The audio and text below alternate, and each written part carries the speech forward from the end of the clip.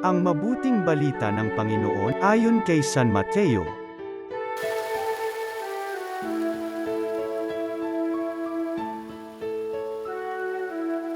Noong panahong iyon, sinabi ni Jesus sa mga tao, ang paghahari ng Diyos ay katulad din ng isang malaking lambat na inihagis sa dagat at nakahuli ng sari-saring isda.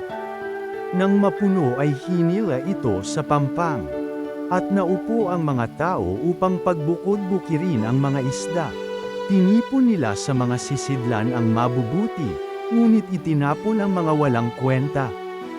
Gayon din ang mangyayari sa katapusan ng daigdig.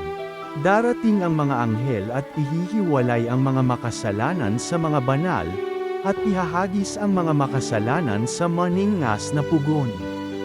Do'y mananangis sila at magngangalit ang kanilang ngipin.